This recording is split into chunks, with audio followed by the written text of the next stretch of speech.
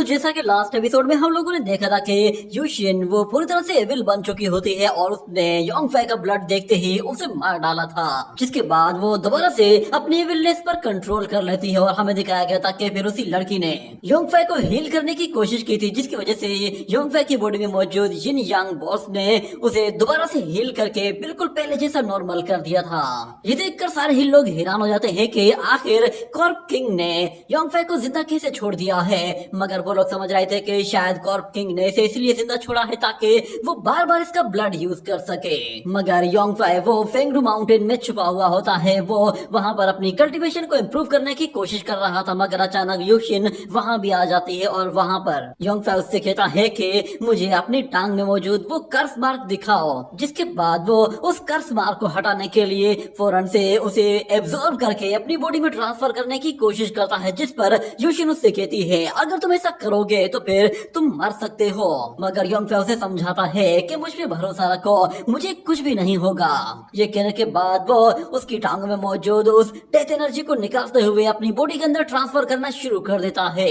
ये देखकर यूशिन भी काफी सरप्राइज होती है कि योंगफे वो बहुत ही आसानी से उस डेथ एनर्जी को अपने अंदर एब्जॉर्ब करके उसे रिफाइन कर रहा है। कुछ ही देर गुजरती है और योंगफे वो उस यिन यांग एनर्जी के जरिए सारे के सारे डेथ एनर्जी को रिफाइन करते हुए अपनी बॉडी में एब्जॉर्ब कर लेता है। और हम देखते हैं वो कर्स मार्क उस लड़की की बॉडी से हटते जा रहे थे, जिस पर यूशिन काफी ज्यादा खुश होती है और कहती है कि मेरी बॉडी में मौजूद जितने भी मार्क्स थे वो सारे खत्म हो गए हैं, यानी कि अब मैं पूरी तरह से आजाद हूँ। मगर वो योंगफे से कहती है तुमने इतनी ज्यादा डेथ एनर्जी एब्जॉर्ब की है, तुम ठीक तो हो ना। तो योंगफे उससे कहता है कि तुम बेफिक्र हो जाओ, मेरी बॉडी में मौजूद ब्लड वो डेथ एनर्जी को फौरन से रिफाइन कर लेता है और उसे इस तरह यूज करता है जैसे कि वो एक डिवाइन एनर्जी हो। यहाँ तक कि डेथ एनर्जी मेरी बॉडी में जाने के बाद पूरी तरह से मेरी बॉडी का हिस्सा बन जाती है और इस डेथ एनर्जी के कोई ट्रेसेस तक बाकी नहीं रहते। अगर तुम्हें मेरी बात पे यकीन नहीं आ रहा तो फिर देखो, मैं बिल्कुल ठीक हूँ। ये देखकर वो लड़की कहती है कि ये जो वाकई सच है। तो योंगफे कहता है ठीक है, अब मेरे लिए घबराना मत, मैं चाहता हूँ कि तुम फिलहाल तो अपने घर वापस जाओ, क्योंकि कॉर्प ड्राइव सेक के लोगों को पता है कि तुम काफी देर से बाहर निकले भी हो और उन लोगों को तुम्हारे यहाँ पर होने का शक हो जाएगा, जिसके बाद वो लोग तुम्हें यहाँ पर ढूंढ लेंगे। इससे बेहतर है कि पहले ही तुम खुद वहाँ चले जाओ। ये सुनते ही वो लड़की उसकी बात मानती है और अपनी एनर्जी के जरिए फौरन से एक स्पेस रिफ्ट क्रिएट करते हुए अपने उस कॉफिन को वहाँ पर समन करती है। जिसके बाद वो योंगफे से कहती है कि मैं तुम्हारा इंतजार करूंगी। ये कहकर वो उस कॉफिन के जरिए वहाँ से चली जाती है और हमें दिखाया जाता है कि योंगफे वो जब वहाँ पे खड़ा हुआ था तो अचानक से उसे कुछ चक्कर से आना शुरू हो जाते हैं। वो अजीब तरह से फील करने लगा था। देखते ही देखते उसकी तबीयत खराब होना शुरू हो जाती है, क्योंकि वो डेथ एनर्जी अब उसकी बॉडी में रिएक्ट करने लगी थी, जिसकी वजह से वो पूरी तरह से आउट ऑफ कंट्रोल होने लगा था। मगर वो वहीं पर ही बैठकर उस डेथ एनर्जी को रिफाइन करते हुए अपनी बॉडी को बैलेंस करने की कोशिश करता है। मगर इसमें उसे थोड़ी सी तकलीफ हो रही थी, जिसके बाद हमें उसके कुछ फ्लैशबैक्स दिखाई देने लगते हैं, जिसमें वो यिन यांग एनर्जी बॉल्स उस डेथ एनर्जी के साथ खुद को मेंटेन करने की कोशिश कर रही होती है।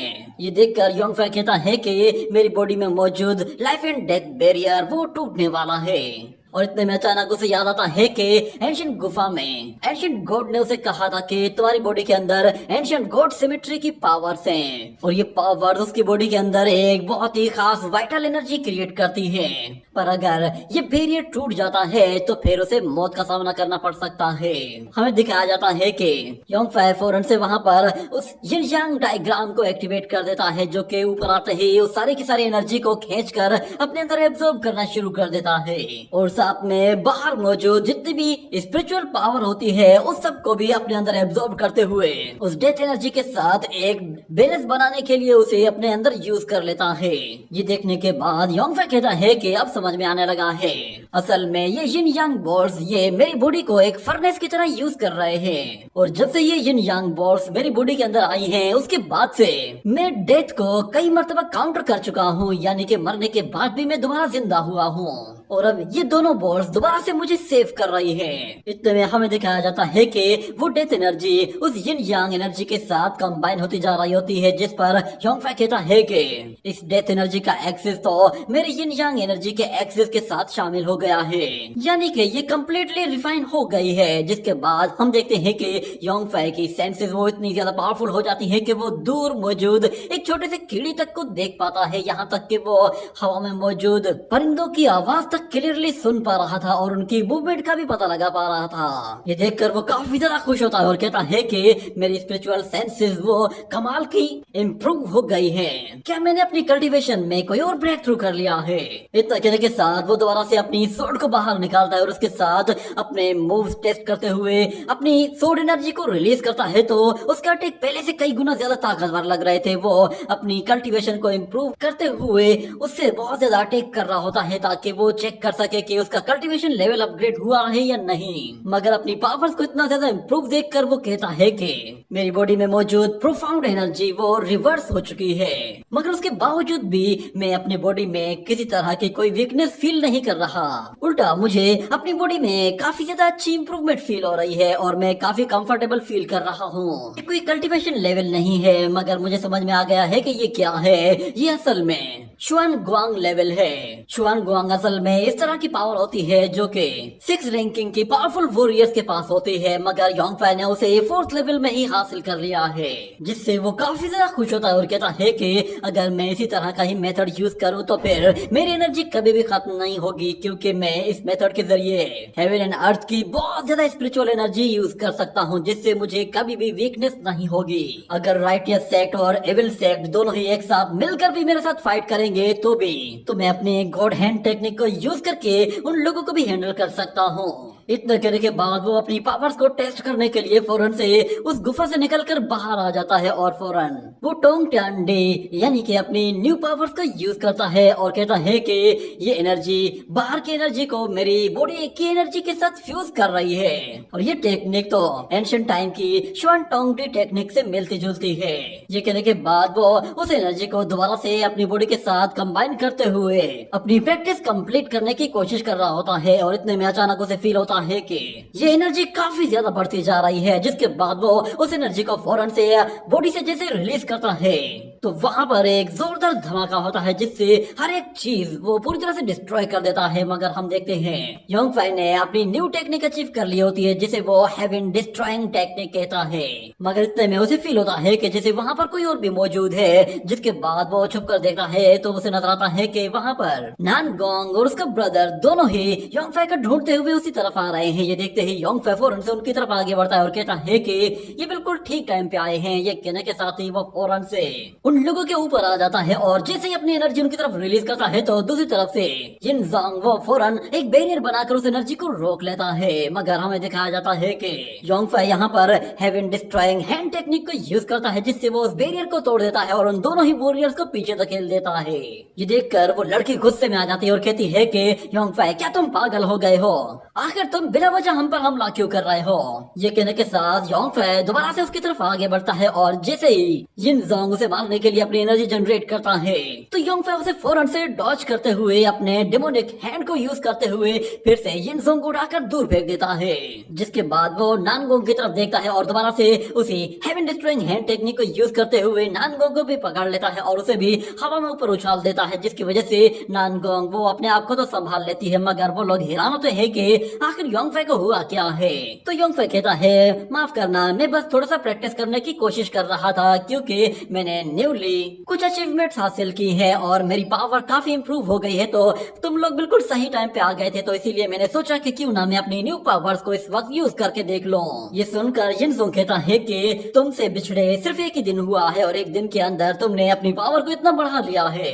और फिर नानगोंग कहती है तुम्हारा दिमाग तो ठीक है, हम लोग तो यहाँ पर सिर्फ और सिर्फ तुम्हारी हेल्प करने करने के लिए आए थे और तुम्हें देखने के लिए आए थे, मगर तुम तो उल्टा हम पर ही हमला करने लगे हो। क्या तुम्हारा हमें मारने का इरादा था? तो योंगफे उन लोगों से कहता है कि मैं फिर से माफी मांगता हूँ, असल में मैं अपने आप को कंट्रोल नहीं कर पाया। मेरी न्यू पावर्स वो बस अभी अभी अचीव हुई है और तुम लोगों ने बिल्कुल सही टाइम पे एंट्री मारी है, तो मैंने सोचा कि तुम लोगों के साथ में अपनी पावर को टेस्ट कर लूंगा, पर मैं इस सब के लिए फिर से तुमसे माफी मांगता हूँ। पर नानगोंग कहती है, तुम्हें क्या लगता है कि तुम्हारी माफी ये काफी होगी? इससे काम नहीं चलने वाला। तुमने मुझे हर्ट किया है तो इसके लिए तुम्हें हर्जाना देना पड़ेगा। तो योंगफे कहता है, चलो अब ऐसी बेकार की बातें मत करो, मैं तो बस सिर्फ टेस्ट कर रहा था। अगर मैं तुम्हें मारना चाहता तो शायद तुम लोग आज यहाँ पे जिंदा न खड़े होते, और ऊपर से तुम लोग तो मुझे ब्लैकमेल करने पर उतर आए हो। अच्छा हुआ कि मैंने तुम लोगों को जान से नहीं मारा, ना ही इंजर्ड किया है, वरना तुम लोग सारी जिंदगी मुझे ब्लैकमेल करते रहते। मगर नानगोंग कहती है, मैंने तो अभी कुछ कहा ही नहीं और तुम ये कैसे कह रहे हो कि मैं तुम्हें ब्लैकमेल करना चाहती हूँ? क्या तुम अपनी रिस्पॉन्सिबिलिटी से पीछे भागना चाहते हो?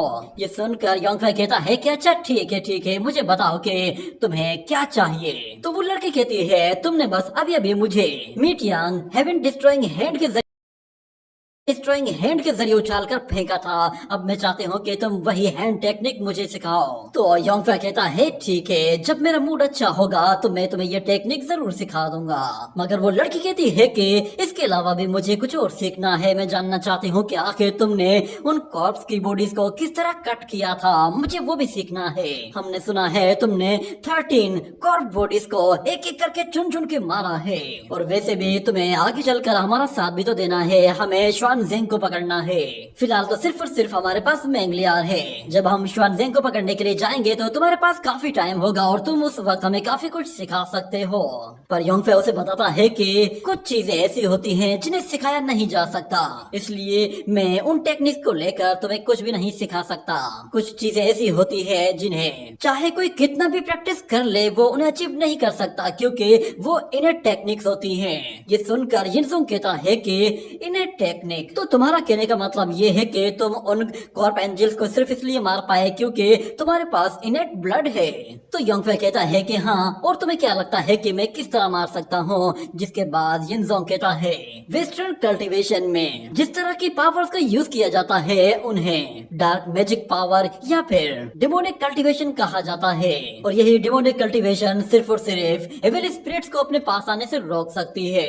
ये कहने के बाद योंगफे फौरन से अपने हाथों से एनर्जी जनरेट करते हुए उसे एक छोटा सा डेमो दिखाता है, जिस पर वो लोग भी हैरान हो जाते हैं। और योंगफे उससे कहता है कि ये जो तुम एनर्जी देख रहे हो इसे ही डिमोनिक कल्टीवेशन कहा जाता है। ये कहने के बाद वो लोग फौरन से एक जगह जाकर बैठ जाते हैं, जिसके बाद योंगफे उन लोगों को बताता है कि जहाँ तक एविल स्पिरिट्स को अपने आप से दूर रखने की बात है तो तुम लोग इस बात पे यकीन कर सकते हो कि मैं एक डीमन गॉड डिसेंडेंट हूँ, और जितने भी एविल स्पिरिट्स हैं वो मुझ पर कंट्रोल नहीं कर सकती। ये सुनते ही नानगोंग उसका मजाक उड़ाने लगती है और कहती है, अगर तुम एंशिएंट गॉड्स के डिसेंडेंट हो तो फिर इसका मतलब ये है कि मैं आज से एक एंशिएंट गॉडेस हूँ और मैं दोबारा से रीइंकार्नेट होकर इस दुनिया में आई हूँ। मगर यिनसुंग फौरन से वो एक एंजल का कटा हुआ हाथ उसके सामने लाकर रख देता है, जिस पर योंगफे उससे कहता है कि एक एंजल का कटा हुआ हाथ, तुम तो सच में बहुत ही ज्यादा लालची हो, तुमने कॉर्प बॉडीज को भी नहीं छोड़ा। मगर यिनसुंग कहता है कि ब्रदर, क्यों ना पहले तुम हमें एक छोटा सा डेमो दे दो ताकि हमें भी तो यकीन आए कि तुम एंशिएंट गॉड्स के डिसेंडेंट हो। तो योंगफे कहता है, अच्छा तो ऐसी बात है, तुम लोगों को यकीन नहीं है ना, चलो मैं तुम्हें दिखा देता हूँ। ये कहने के बाद वो फौरन से एक रिचुअल परफॉर्म करने की कोशिश करता है और उन लोगों के सामने बहुत सारे स्पेल्स फेंकता है और कहता है कि मैं एक ग्रेट गॉड के नाम पर तुम लोगों को इमोर्टैलिटी ग्रांट कर रहा हूँ। आज से मैं यिनसुंग को अपना डिसाइपल एक्सेप्ट कर रहा हूँ और नानगोंग वो आज से मेरी पर्सनल मेड बनकर रहेगी। ये सुनकर नानगोंग कहती है, तुम एक नंबर के कमीने हो। जिसके बाद योंगफे फौरन से अपने स्पेल्स और अपने हाथ में मौजूद बेल को फेंक देता है और उन लोगों को प्रूव करने के लिए फौरन से अपनी उंगलियों पर एक हल्का सा कट लगाता है और फिर यिनसुंग के पास जाकर उसके हाथ को पकड़कर अपना वो ब्लड ड्रॉप उसकी फिंगर पर गिराते हुए उससे कहता है कि अब ये ड्रॉप जाकर उस डीमन हैंड के ऊपर रख देना, फिर जिसके बाद तुम्हें नजर आएगा कि उस पर क्या रिएक्शन होता है। ये सुनकर वो लड़का डर के मारे आहिस्ता आहिस्ता अपना हाथ आगे बढ़ाता है और जैसे ही वो ब्लड ड्रॉप उस एंजल के हाथ के ऊपर रखता है तो फिर वो angel hand Aahista Aahista crack होने लगा था। ये देखकर वो लड़की भी मान जाती है कि ब्रदर चेन ये तो कमाल हो गया। और ये इंसान भी कहता है कि इसका मतलब ये है कि तुम वाकई में एंशिएंट गॉड डिसेंडेंट हो। जिसके बाद नानगोंग उससे कहती है क्यों ना मैं तुम्हारा ब्लड खींच कर तुम्हारी बॉडी से निकाल लूं, उसके बाद फिर ये डिवाइन एबिलिटीज मेरे अंदर भी आ जाएंगी। जैसे उसकी तरफ आगे बढ़ती है तो योंगफे उसे धक्का देकर पीछे हटा देता है, जिससे उस लड़की को थोड़ा सा बुरा फील होता है, मगर वो इस बात को इग्नोर करती है और योंगफे से कहती है तुम तो बुरा मान गए, मैं तो बस तुम्हें ऐसे ही मजाक में चिढ़ा रही थी। आखिर मैं तुम्हारे ब्लड को एब्जॉर्ब क्यों करूंगी? एक तो तुम्हारे पास डिवाइन ब्लड है और ऊपर से तुम मेरे हीरो हो, तुम मेरे फ्यूचर के प्रिंस हो। मैं तो चाहूंगी कि तुम्हारी कल्टीवेशन और भी ज्यादा इम्प्रूव हो ताकि मैं तुम्हारे साथ खुशी खुशी रह सकूं, और फिर तुम जितने ज्यादा पावरफुल बनोगे तुम मुझे उतने ही अच्छे लगोगे। जिसके बाद जिनजोंग उससे कहता है कि अगर तुम्हारे पास इस तरह की डिवाइन पावर्स हैं तो फिर तुमने कॉर्प ड्राइव सेक्ट के लोगों को खत्म क्यों नहीं कर दिया? तो फिर योंगफे उन लोगों से कहता है कि कॉर्प ड्राइव सेक्ट के लोगों को मारना इतना बड़ा मसला नहीं है, मगर उन लोगों ने कुछ डेड वॉरियर्स को भी इसमें इन्वॉल्व कर दिया है जो कि काफी हद तक गॉड लेवल के बराबर के हैं, और उन्हें हराने के लिए मुझे तुम लोगों की मदद चाहिए। जिस पर जिनजोंग कहता है ब्रदर बताओ तो सही कि तुम्हें हमसे क्या चाहिए? तो योंगफे उससे कहता है मैं इविल सेक्ट और राइटियस सेक्ट दोनों के डिसाइपल्स को एक जगह इकट्ठा करना चाहता हूँ और दोनों ही एक साथ मिलकर कॉर्प ड्राइव सेक्ट पर हमला करें। वो उन लोगों को बताता है कि कॉर्प ड्राइव सेक्ट आज से हजारों साल पहले ही डिस्ट्रॉय हो चुका था। एक तरफ 6 इविल सेक्ट और दूसरी तरफ 5 सीक्रेट लैंड। ये लोग आपस में एक दूसरे से बहुत ज्यादा नफरत करते हैं और ऊपर से हम लोगों को इन्हें भी इकट्ठा करना होगा, क्योंकि हमें कॉर्प ड्राइव सेक्ट को हराना है तो पहले हमें उन लोगों की स्पिरिचुअल वेन्स को जाकर डिस्ट्रॉय करना होगा, जिसकी मदद से वो लोग इमोर्टल लेवल के कॉर्प्स को समन कर सकते हैं। ये कहने के बाद हमें दिखाया जाता है कि वो वहाँ पे मौजूद इविल और राइटियस पाथ के डिसाइपल से जाकर एक एक करके मिलता है और उन लोगों को अपनी मदद करने के लिए इनवाइट करता है और उन लोगों को समझाने की कोशिश करता है कि अगर हम लोगों ने कॉर्प ड्राइव सेक्ट को डिस्ट्रॉय न किया तो आगे चलकर वो लोग हमारे सारे सेक्ट्स पर कब्जा कर लेंगे और फिर सब कुछ बर्बाद हो जाएगा। और वो दिल ही दिल में कहता है कि जहाँ तक बात उन 2 एंशिएंट कॉर्प बॉडीज की है तो उन लोगों को हैंडल करने के लिए मैंने 2 लोगों को इनवाइट कर दिया है, और अगर सिचुएशन आउट ऑफ कंट्रोल हो गई तो फिर मेरे आखिरी हथियार के तौर पर मैं इस जे ड्रोई को यूज करूंगा।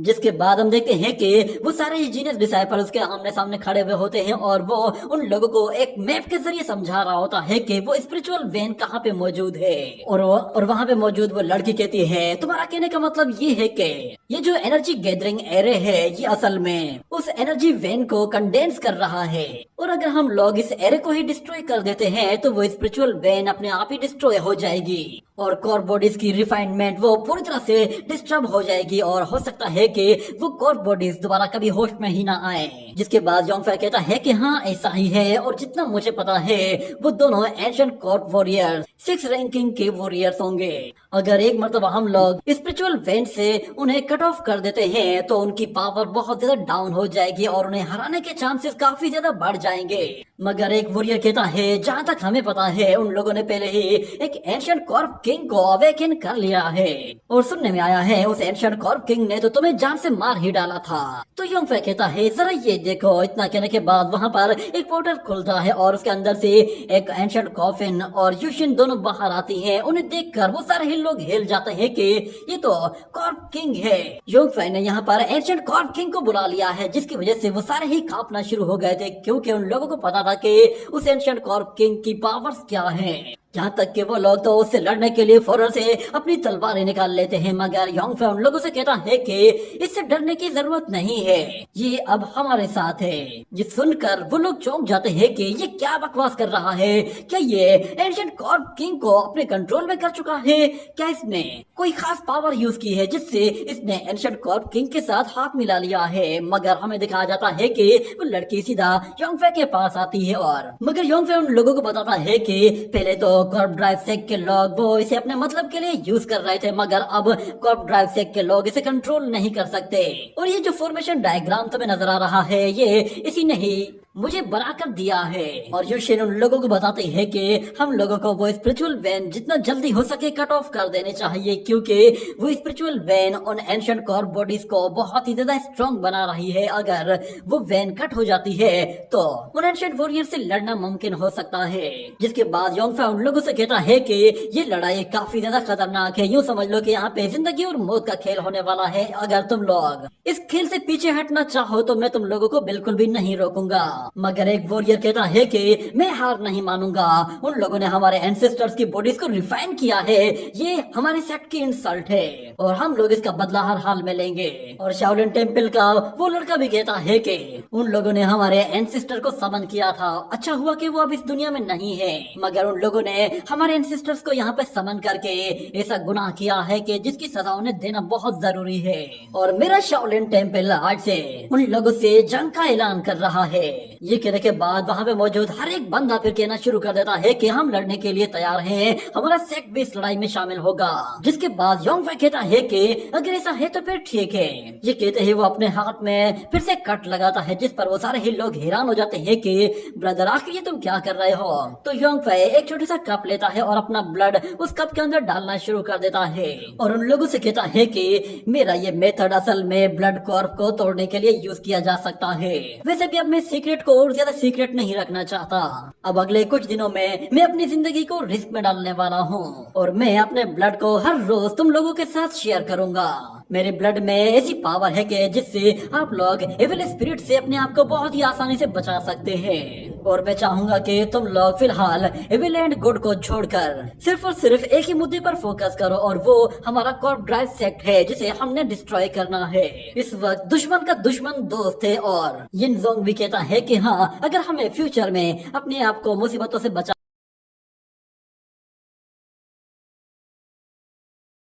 को मुसीबतों से बचाना है तो पहले इस बड़ी मुसीबत को जड़ से उखाड़ फेंकना होगा।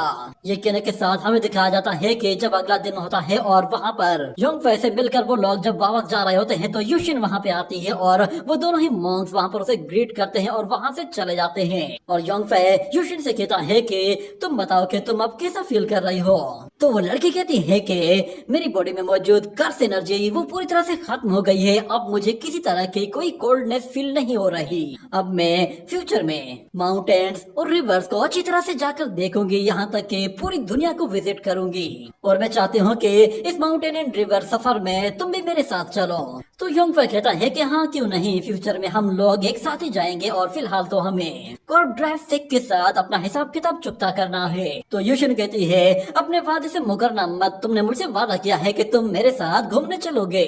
जिस पर योंगफे कहता है तुम बेफिक्र हो जाओ। मगर यूशिन कहती है कि कॉर्प ड्राइव सेक्ट की जहाँ तक बात है तो तुम बेफिक्र हो जाओ, क्योंकि मेरी पावर वो पूरी तरह से रिस्टोर हो चुकी है और अब फेंगडू माउंटेन में कोई भी ऐसा नहीं कि जो मेरा मुकाबला कर सके। पर योंगफे उसे मना करता है कि तुम्हें उनके साथ फाइट करने की कोई जरूरत नहीं, आज से तुम बस हर जगह मेरे साथ रहोगी, तुम्हें लड़ने की कोई जरूरत ही नहीं होगी। तो वो लड़की कहती है कि आखिर ऐसा क्यों। तो योंगफे उससे कहता है कि बस जैसा मैं कहता हूँ वैसा करते जाओ। जिस पर वो लड़की मान जाती है और फिर योंगफे दिल ही दिल में कहता है कि यूशिन मैं तुम्हें अब ज्यादा हर्ट नहीं करना चाहता, इस बार मैं तुम्हें खोने का रिस्क नहीं ले सकता। जिसके बाद हम देखते हैं कि वो लोग चोरी छुपे कॉर्प ड्राइव सेक्ट में दाखिल हो जाते हैं और उस सेक्ट के बाहर मौजूद जितने भी लोग होते हैं वो लोग उन्हें चुन चुन कर मारना शुरू कर देते हैं, क्योंकि उन लोगों को मैप मिल चुका था और सारे ही डिसाइपल्स की लोकेशन का भी पता चल चुका था। तो इसीलिए वो लोग रात के अंधेरे में चोरी छुपे उन लोगों के पीछे से जाकर उन पे हमला करते हैं और उन्हें मार डालते हैं। आहिस्ता आहिस्ता वो लोग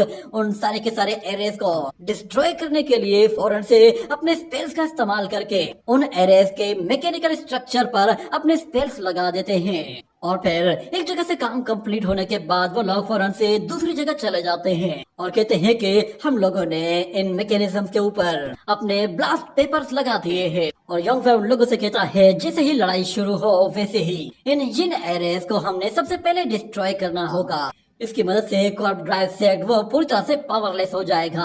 मगर इस लड़ाई को शुरू करने से पहले हमें कुछ और पावरफुल कल्टीवेटर्स की जरूरत है और उसके लिए हमें बस थोड़ा सा वेट करना है। वो लोग बस किसी भी टाइम यहाँ पे आते होंगे।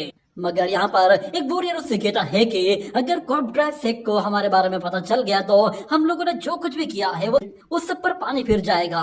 मगर योंगफे कहता है उसकी टेंशन मत लो, ये देखो हमारे मेहमान आ गए हैं। ये कहने के साथ वो लोग सामने की तरफ देखते हैं तो वहाँ पर दो पावरफुल कल्टीवेटर्स आते हैं जो कि असल में डोंगचू किंगडम के ओल्ड मास्टर्स होते हैं और उन्हें वहाँ पर देखकर वो लोग चौंक जाते हैं कि ये तो 6th लेवल के वॉरियर्स हैं। जिसके बाद वहाँ पर मास्टर लिu जिंग आते ही कहता है कि बच्चे तुमसे दोबारा मुलाकात हो रही है।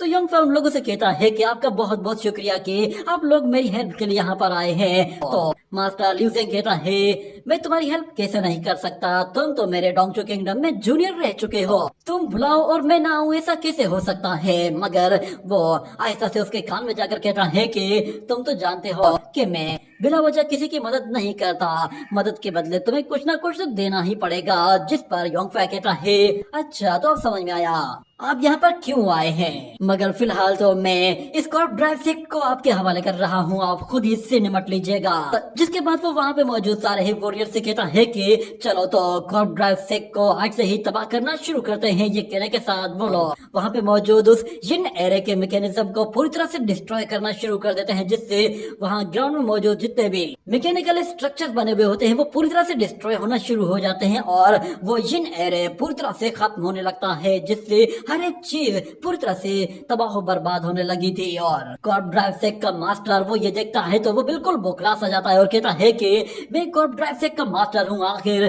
किसकी इतनी हिम्मत हुई कि जिसने मेरे फेंगडू माउंटेन को डिस्ट्रॉय किया है, आखिर किसकी इतनी हिम्मत हुई जो मुझे लड़ाई के लिए ललकार रहा है। इतने में अचानक एक डिसाइपल भागते हुए आता है और कहता है कि मास्टर कुछ गड़बड़ हो गई है, बाहर हर सेक का बंदा आया हुआ है और वो पूरे के पूरे लोग एक साथ मिलकर हमारे सेक को बर्बाद कर रहे हैं। इतने में हमें दिखाया जाता है कि एविल सेक्ट और राइटियस सेक्ट के लोग एक साथ मिलकर वहां पर फाइट कर रहे होते हैं और कॉर्प ड्राइव सेक्ट के लोग वो उनका मुकाबला नहीं कर पा रहे थे, क्योंकि कॉर्प ड्राइव सेक्ट के पास लोग बहुत ही कम थे और ऊपर से उन लोगों पर एक अचानक से हमला हुआ था जिसकी वजह से वो लोग तैयार भी नहीं थे।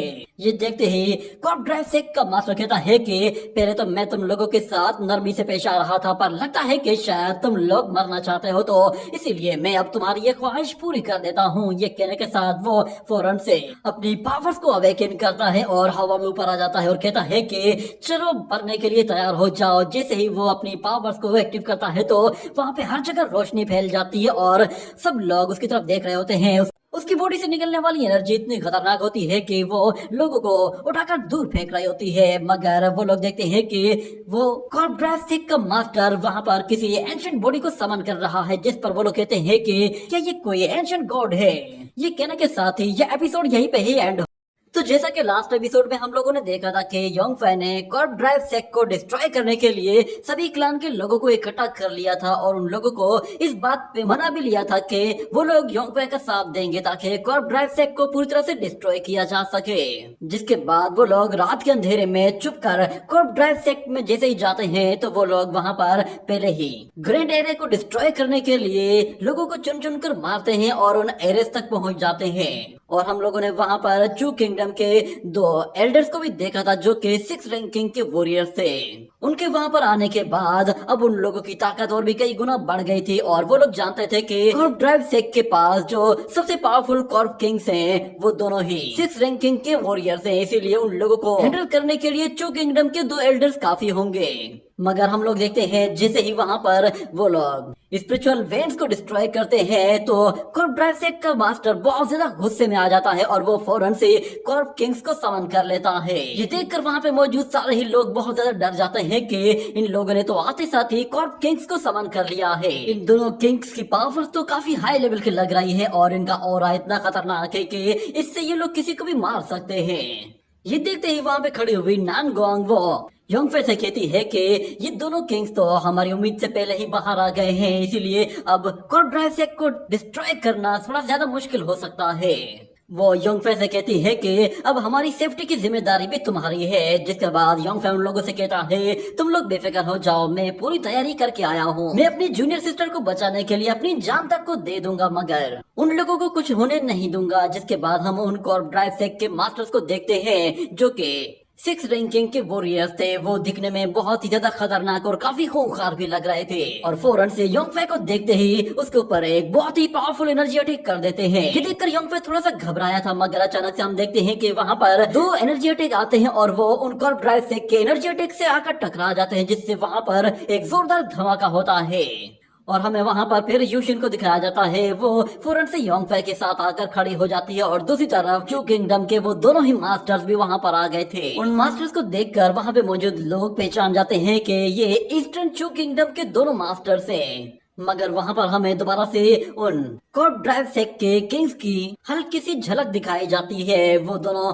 वहां पर एक और अटैक करने के लिए पूरी तरह से तैयार खड़े थे। आहिस्ता आहिस्ता उनकी पूरी की पूरी बॉडी को रिवील किया जाता है और हम लोग देखते हैं कि वो लोग दिखने में बहुत ही ज्यादा भद्दे और काफी खतरनाक थे। और एक कॉर्प ड्राइव सेक के किंग के पास तो मल्टीपल हैंड्स भी है। वो दोनों ही कॉर्प किंग वहाँ पे खड़े हुए उन सिक्स रैंकिंग के मास्टर से कहते हैं कि तुम लोगों का इस लड़ाई में कोई लेना देना नहीं है, इसलिए तुम लोग यहाँ से चले जाओ, वरना तुम लोगों को मेरे कॉर्प ड्राइव सेक से पंगा लेना बहुत ही महंगा पड़ सकता है। ये सुनते ही एल्डर ली कहता है कि मैंने सुना है कि कॉर्प किंग्स को माउंटेन ऑफ कॉर्प से बनाया गया है, जिसमें mountain of sea and blood भी शामिल है। और मैंने तो ये भी सुना है कि कॉर्प ड्राइव सेक के लोगों के पास इस तरह की पिल्स हैं जो कि लाइफ को एक्सटेंड भी करती हैं। जब भी मैं कहूँ कि तुम लोग इतने लंबे टाइम से अभी तक जिंदा कैसे हो, मगर वो दोनों ही कॉर्प किंग कहते हैं कि तुम शायद हमारे बारे में नहीं जानते, हम तो अपर रियलम के गॉड्स को भी मार चुके हैं। तुम्हारी कैसे हिम्मत हुई कि तुम हमारे सामने इस तरह एरोगेंट बिहेव करो। शायद तुम लोगों को अब थोड़ी सी तमीज सिखानी पड़ेगी। ये कहने के बाद वो दोनों ही मास्टर्स एक साथ मिलकर नीचे खड़े हुए सारे ही लोगों पर एनर्जी अटैक्स की बौछार कर देते हैं। मगर हमें दिखाया जाता है कि ईस्टर्न चू किंगडम के वो दोनों ही मास्टर्स फौरन से उन लोगों के सामने बहुत बड़ा एनर्जी डोमेन बनाकर सब लोगों को प्रोटेक्ट करते हैं। और यहाँ पर एल्डर लिव जेंग वो एल्डर ली से कहता है कि अच्छा, तो ये लोग ये कह रहे हैं कि इन लोगों ने अपर रियलम के गॉड्स को भी मारा है। मैंने तो ये भी सुना है कि एक कॉर्प किंग वो तो हेवन असेंशन के लिए कामयाब हो गया था और अपर रियलम में चला गया था। शायद ये वही मॉन्स्टर है जो कि हेवन से वापस आ गया है। ये देखने के बाद यूशिन उनकी मदद करने के लिए जैसे आगे बढ़ती है तो योंगफे उसका हाथ पकड़ लेता है और उससे कहता है कि तुम्हें लड़ने की जरूरत नहीं। जिसके बाद योंगफे पीछे खड़े हुए एक प्रिंस से कहता है कि यहाँ पर सीनियर्स मौजूद हैं, इसीलिए वो इन मॉन्स्टर्स को हैंडल कर लेंगे, हमें बाकी का काम करना होगा। ये सुनते ही वहाँ पे मौजूद एक प्रिंस वो फौरन से सारे ही सीनियर से कहता है कि चलो तो अब हम लोगों को इस कॉर्प ड्राइव सेक की ईंट से ईंट बजानी है। ये कहते ही सारे ही लोग एक साथ मिलकर फौरन से कॉर्प ड्राइव सेक के अंदर घुस जाते हैं और सामने आने वाले हर एक वॉरियर को और मॉन्स्टर को मारना शुरू कर देते हैं। कॉर्प ड्राइव सेक के पास बहुत सारे ऐसे वॉरियर्स थे जो कि ऑलरेडी मरे हुए थे और उनकी कॉर्प बॉडीज वो वहां पर लड़ने के लिए आई हुई थी, मगर वो भी कुछ नहीं कर पाती।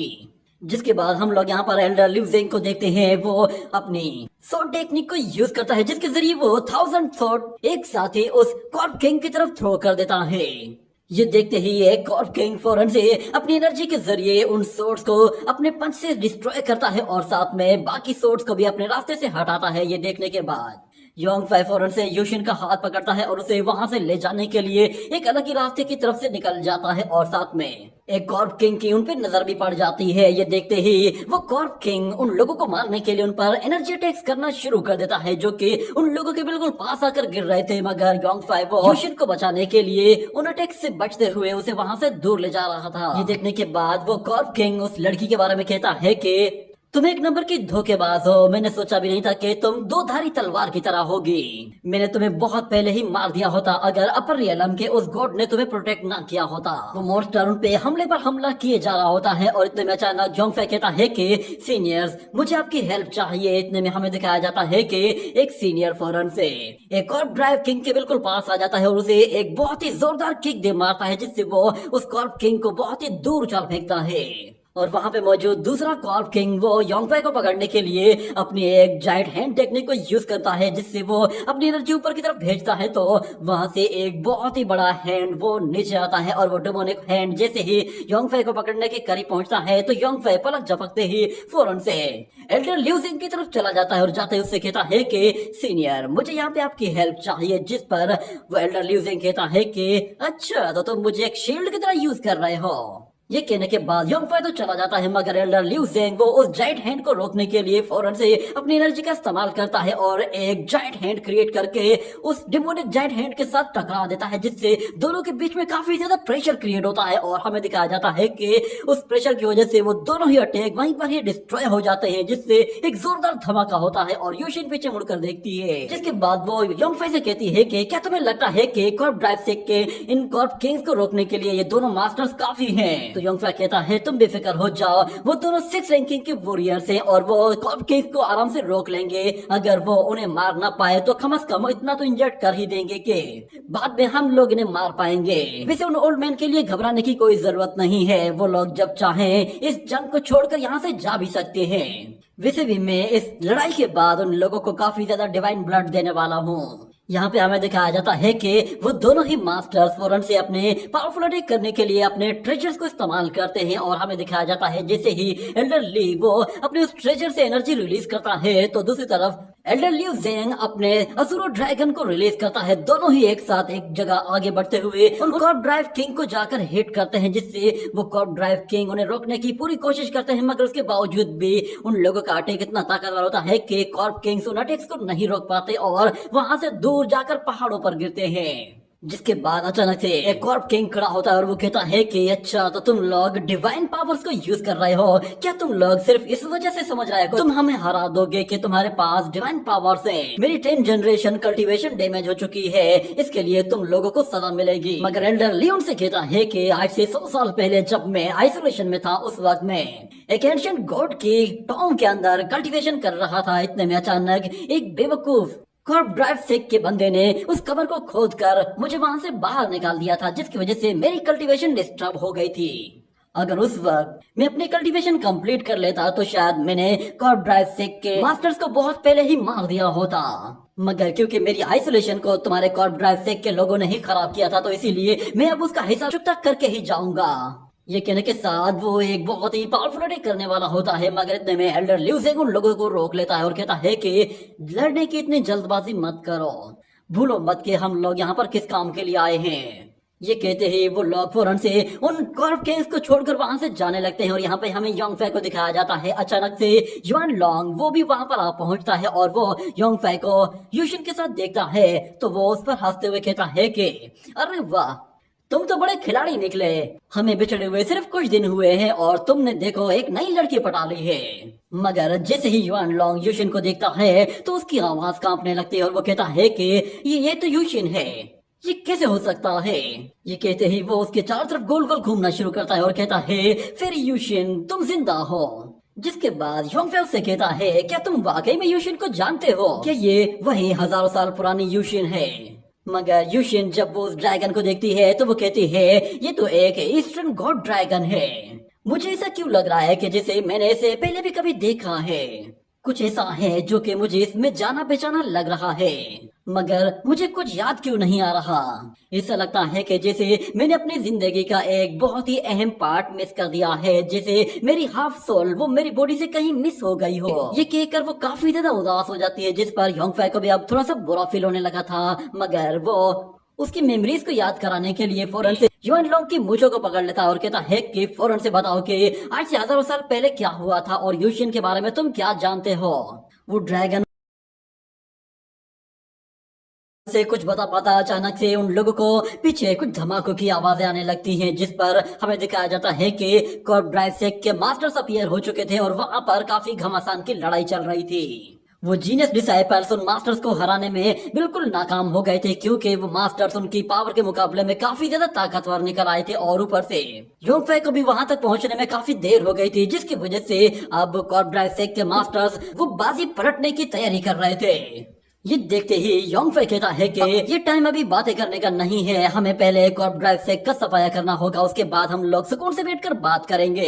ये कहने के बाद वो लोग फौरन से युआन लॉन्ग के ऊपर जाकर खड़े हो जाते हैं, जिसके बाद युआन लॉन्ग कहता है कि क्या तुम्हारा दिमाग खराब हो गया है? वहाँ पर तो कुछ पागल लोग हैं जो कि एक दूसरे को मार पीट रहे हैं, हम लोग भला वहाँ पर क्यों जाए?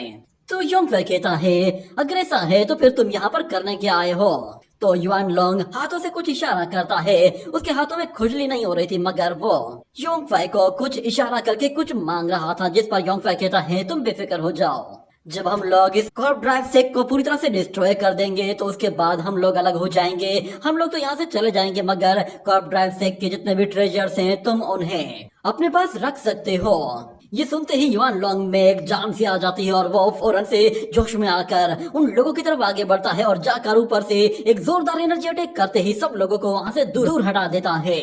और वो लोग कहते हैं कि ये तो एक डिवाइन ड्रैगन है। जिसके बाद योंगफाई वो यूशिन से कहता है कि ये कॉर्प ड्राइव सेक का मास्टर मरते दम तक लड़ेगा, इसलिए बेहतर ये है कि तुम यहाँ पर ऊपर ही कहीं मौजूद रहना और लड़ाई का हिस्सा मत बनना। ये कहने के साथ वो फौरन से उस ड्रैगन से नीचे उतरकर ग्राउंड में आ जाता है और अपना स्पीयर भी बाहर निकाल लेता है। और दूसरी तरफ यूशिन वो ऊपर एक छत पर जाकर खड़ी हो जाती है और युआन लोंग ड्रैगन वो उसकी प्रोटेक्शन के लिए वहां पर मौजूद रहता है। यहाँ पर हम लोग नानगोंग को देखते हैं, वो योंगफाई का ब्लड अपनी सूट पर यूज करती है और जैसे ही एक एंजल पर हमला करती है तो वो एंजल उसका हाथ पकड़ती है तो उसका हाथ जलने लगता है, मगर वो एंजल उस लड़की को फिर भी उठाकर वहां से दूर फेंक देती है और अपनी पावर यूज करने के लिए वो जैसे ही अपनी ट्रू पावर्स को अवेकन करती है और फौरन से नानगोंग को मारने के लिए जाती है तो अचानक से योंगफाई बीच में आ जाता है और वो अपने स्पीयर के जरिए उस एंजल की बॉडी को काट कर उसके टुकड़े टुकड़े कर देता है।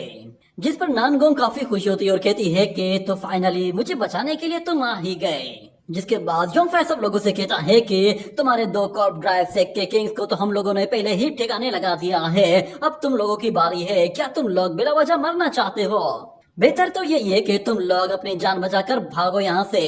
ये सुनते ही वो लोग अपनी जान बचाकर वहाँ से भागने लगते हैं, मगर अचानक से हमें दिखाया जाता है शाओलिन टेम्पल का वो मॉन्क उन लोगों के सामने आ जाता है और कहता है कि भागने से बेहतर है कि सरेंडर कर दो। ये कहने के साथ वो अपनी बुद्धा पावर को यूज करते हुए बुद्धा हैंड्स को यूज करता है, जिसके साथ वो उन लोगों को चुन चुन कर मारना शुरू कर देता है। और एक बंदा तो रुक कर उनसे माफी मांगता है और कहता है कि प्लीज मुझे छोड़ दो, मगर वो मॉन्क उससे कहता है कि सुनो दोस्त, मैं तुम्हें तुम्हारे सीनियर्स के पास भेज रहा हूँ। ये कहने के साथ वो मॉन्क उसे भी मार डालता है, जिसकी वजह से वहाँ पे सारे ही लोगों का सफाया हो जाता है। अचानक से हमें फिर वहाँ पर योंगफाई के एक और दुश्मन को दिखाया जाता है जो कि वहाँ पर योंगफाई का ही साथ दे रहा था और कॉर्प ड्राइव सेक के यंग मास्टर को वो होल्ड करते हुए कहता है कि मुझे तुम जैसे लोगों से नफरत है।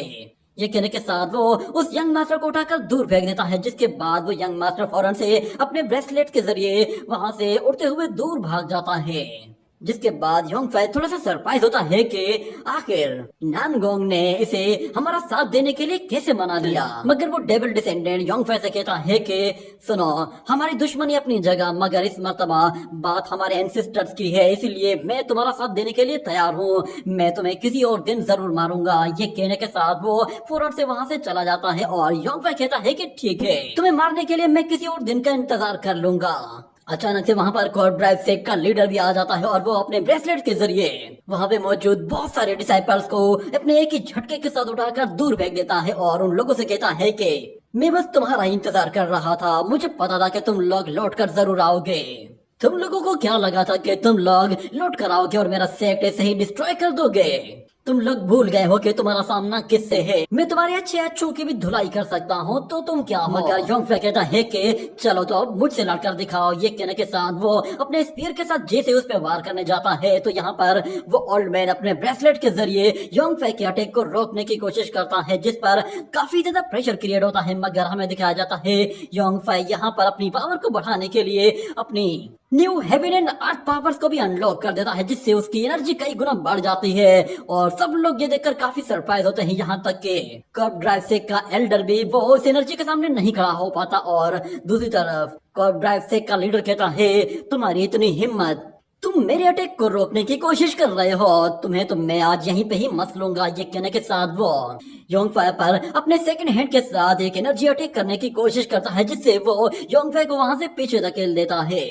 मगर योंगफाई उससे डरने वाला नहीं था। वो कहता है कि चलो अब तुम पर ये पावर आजमाने का वक्त आ गया है। ये कहने के साथ योंगफाई फौरन से heaven and earth destroying hand technique को यूज करता है, जिससे एक ग्रेट जायंट हैंड उस मास्टर की तरफ आगे बढ़ता है तो वो उसे रोकने के लिए अपने दोनों हाथों को सामने ले आता है। मगर वो हैंड तो अचानक से गायब हो गया था, जिस पर वो मास्टर भी हैरान हो जाता है। मगर जैसे वो ऊपर देखता है तो वो जायंट हैंड बिल्कुल ऊपर से आकर उसके ऊपर गिरता है, जिससे वहां पर एक जोरदार एनर्जी प्रेशर रिलीज होता है और योंगफाई मल्टीपल हैंड्स को फिर यूज करना शुरू कर देता है, जिससे वो उस कॉर्प ड्राइव सेक मास्टर के ऊपर इतना प्रेशर बनाता है कि वो उसे वहीं पर ही जमीन में गाड़ देता है। और उसकी हालत देखकर उसके जूनियर्स भी बिल्कुल बिल्कुल चौंक गए थे। यहाँ तक कि सब लोग हैरान थे कि योंगफाई इतना पावरफुल कैसे है। और हमें दिखाया जाता है कॉर्प ड्राइव सेक का वो मास्टर तो बिल्कुल जमीन पर पड़ा हुआ होता है, उसके मुंह से खून निकलने लगा था। जिसके बाद वो योंगफाई को देखता है तो उसे चक्कर आने लगे थे। वो कहता है आखिर ये कैसे हो गया, मेरा कॉर्प ड्राइव सेक वो तो अभी ओपन हुआ था और ये उसे अभी से ही डिस्ट्रॉय करने लगा है। मगर हम देखते हैं यहाँ पर शाओलिन टेम्पल का वो मॉन्क बीच में आता है और वो आते हुए कहता है कि ब्रदर क्यों ना तुम कुछ और heaven and earth destroying technique use करो और इस ओल्ड मैन की हड्डी पसली तोड़ कर रख दो, या फिर मैं भी तुम्हारे साथ बुद्धा हैंड टेक्निक यूज करके इस ओल्ड मैन को सबक सिखाने में तुम्हारी मदद कर दूं। जितना जल्दी हम लोग इसे सबक सिखा लेंगे उतना ही जल्दी हमारा काम आसान हो जाएगा। ये कहने के साथ वो मॉन्क फौरन से अपनी बुद्धा हैंड टेक्निक यूज करने के लिए खड़ा हो जाता है। तो नानगोंग कहती है कि सोचा नहीं था कि तुम्हारे बुद्धिज्म की टेक्निक्स भी वो इतनी काम आएंगी। शायद हम लोगों ने तुम्हें कमजोर समझने की गलती कर दी थी। मगर यहाँ पे हमें दिखाया जाता है कि कॉर्प ड्राइव सेक का लीडर कहता है कि तुम्हारी मरने की ही ख्वाहिश है तो मैं ये ख्वाहिश जरूर पूरी करूंगा। ये कहने के साथ वो अपनी पावर को बिल्कुल नेक्स्ट लेवल तक लेकर जाता है। ये देखते ही वहाँ मौजूद प्रिंस कहता है कि सब लोग एक साथ टूट पड़ो इस पर। ये कहते ही वो सारे के सारे फिर एक साथ ही कॉर्प ड्राइव सेक के मास्टर को मारने के लिए उस पर हमला कर देते हैं। जिसके बाद वहाँ पे कॉर्प सेक का एक और मास्टर होता है, वो अपने सेक लीडर को बचाने के लिए आगे बढ़ता है तो योंगफाई वो उसका रास्ता रोकता है और उसे एक इतना जोर का पंच मारता है कि उस एल्डर को भी दिन में तारे नजर आ जाते हैं। जिसके बाद ये सीन यहीं पे ही कट हो जाता है। अगले सीन में हम दोबारा से ईस्टर्न चू किंगडम के मास्टर्स को देखते हैं। वो कॉर्प ड्राइव सेक के उन किंग्स को छोड़कर वहाँ से भाग रहे थे, मगर वो कॉर्प किंग्स उन पर पीछे से एनर्जी अटैक्स करते हुए उन्हें रोकने की कोशिश कर रहे थे, जिसका कोई फायदा नहीं हो रहा था क्योंकि वो दोनों ही मास्टर्स काफी पावरफुल और काफी स्पीड के साथ जा रहे थे। यहाँ पर एल्डर ली जिंग कहता है कि तुम्हें नहीं लगता कि इस तरह भागना काफी ज्यादा खतरनाक हो सकता है, क्योंकि जिस डायरेक्शन की तरफ हम लोग जा रहे हैं वहाँ पर खतरा और भी ज्यादा है। मगर एल्डर ल्यू जिंग कहता है कि तुम हमेशा खतरे से बचने के लिए ये टेक्निक यूज नहीं करते। तो एल्डर ली जिंग कहता है ऐसा ही है तो फिर चलो ये टेक्निक यूज कर ही लेते हैं। वो लोग असल में यहाँ पर यूशिन की पावर को यूज करना चाहते थे। जिसके बाद एल्डर ल्यू जिंग कहता है कि वो लड़की तो बिल्कुल बेकार में यहाँ पे खड़ी हुई है, क्यों ना उसकी ही पावर को यूज किया जाए। ये कहने के साथ वो कॉर्प ड्राइव सेक के लोगों पर दोबारा से हमला करते हैं, मगर इसका भी कोई फायदा नहीं होता।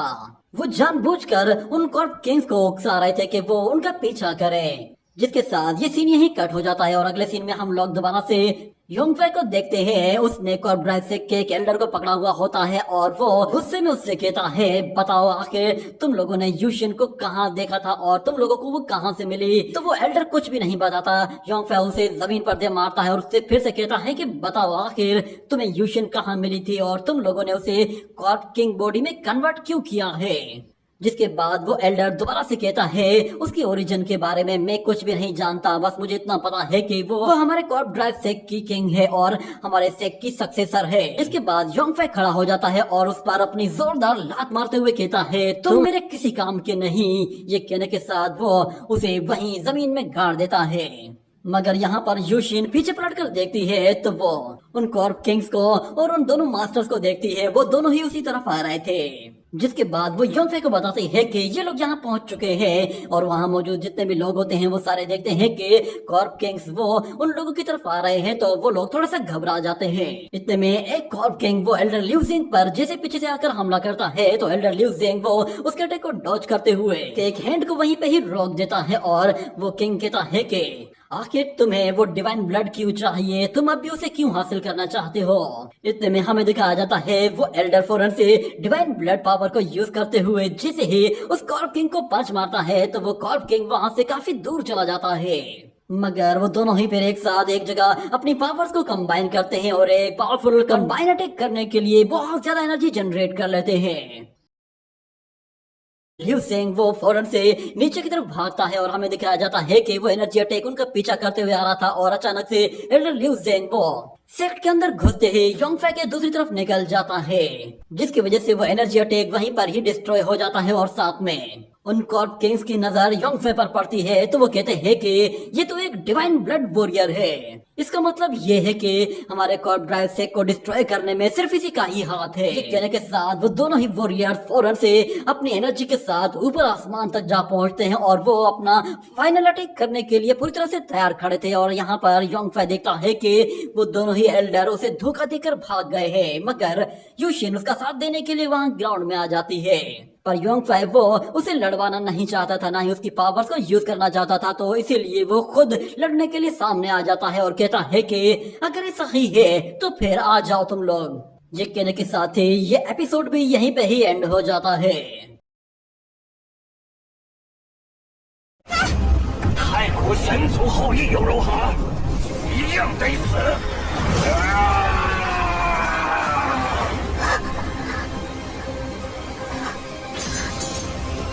我终于回来了。